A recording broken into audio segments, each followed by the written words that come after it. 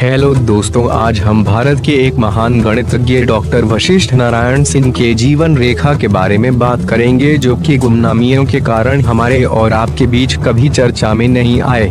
वशिष्ठ नारायण सिंह का जन्म 2 अप्रैल 1946 में बिहार के भोजपुर जिले के बसंतपुर गांव में हुआ था।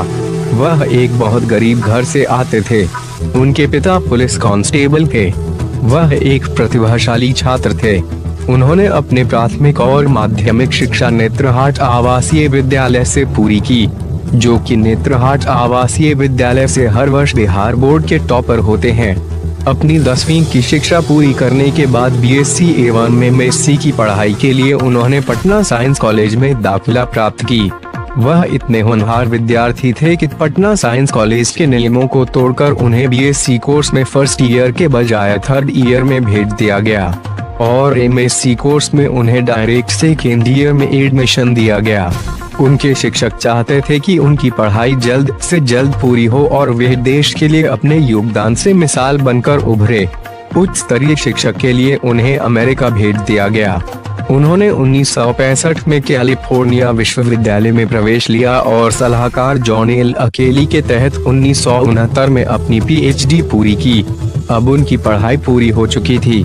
पीएचडी की डिग्री प्राप्त करने के बाद उन्होंने एक सहायक प्रोफेसर के रूप में वाशिंगटन विश्वविद्यालय में शामिल हुए।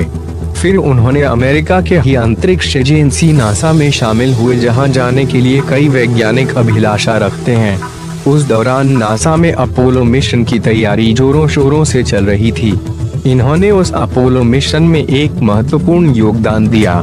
ऐसा कहा जाता है कि अपोलो मिशन के दौरान अचानक 31 कंप्यूटर बंद पड़ गए और उन्होंने अपने गणित के प्रतिभा से सारे कैलकुलेशन किए और अपोलो मिशन को सफल बनाए। कंप्यूटर के सही होने के बाद उनकी कैलकुलेशन 100% सही निकले। वे अपने कामों के लिए पूरे विश्व में चर्चित हैं। उन्हें अपने देश भारत से बहुत लगाव रहती थी, इसलिए अब अपनी सेवा भारत को देना चाहते थे। वे भारत आकर भारत के सबसे बड़े इंजीनियरिंग संस्थान भारतीय प्रौद्योगिकी संस्थान कानपुर में एक प्रोफेसर के तौर पर पढ़ाया। 8 महीने पढ़ाने के बाद उन्होंने Tata institute of fundamental research Mumbai में प्रवेश किया। Tata institute of fundamental research में दाखिला पाना ही बहुत वैज्ञानिकों के लिए अपने आप में बहुत बड़ा सम्मान की बात होती है। फिर बाद में उनके शादी हो गए और वे अपने पढ़ाई के कारण शादी में निकलने वाले बारात में भी लेट हो गए। बेहद दुख की बात है कि हमारे भारतीय सरकार ने कभी उनकी सम्मान नहीं की और उनकी प्रतिभा को नहीं पहचान सके। फिर अचानक उन्हें एक सिजोफ्रेनिया नामक बीमारी हो गई, जो कि यह बहुत सारे वैज्ञानिकों को आमतौर पर होती रहती है। इसमें लोग पागल जैसे बर्ताव करने लगते हैं।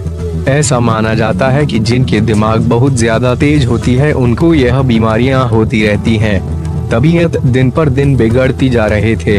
उनका इलाज दिल्ली के बड़े अस्पतालों में भी कराया गया, पर उनकी तबीयत में ज्यादा सुधार नहीं दिखी। उन्होंने अपने जीवन काल को अपने गांव ही बिताने का फैसला लिया और वे अपने गांव बसंतपुर लौट गए और अंततः उनकी 14 नवंबर 2019 को 73 वर्ष की आयु में निधन हो गया। उन्होंने अपनी अंतिम सांस पटना के पीएमसीएच हॉस्पिटल में लिया। उनके निधन के बाद उनके पार्थिव शरीर को ले जाने के लिए अस्पताल में एम्बुलेंस भी प्रबंध नहीं करवाए। वह इतने गरीब थे कि उनके परिजनों के पास इतने पैसों नहीं थे कि वे एम्बुलेंस मंगा सके। उनके भाई को 1.5 घंटे एम्बुलेंस के लिए भटकने पड़े। यह एक बिहार सरकार की बहुत बड़ी लापरवाही रही, जो उनकी देखरेख नहीं किए और बिहार ने अपने एक बहुत बड़े हीरे को इस तरह गंवा दिया।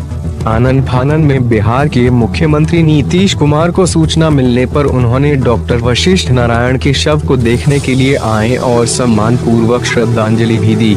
अंततः भारत सरकार ने उनकी सम्मान की और उन्हें 2020 में मरणोपरांत भारत के चौथे सर्वोच्च नागरिक पुरस्कार पद्मश्री से सम्मानित किया गया। गणितज्ञ वशिष्ठ नारायण सिंह ने महान वैज्ञानिक आइंस्टीन के सापेक्षता के सिद्धांत को भी चुनौती दी थी।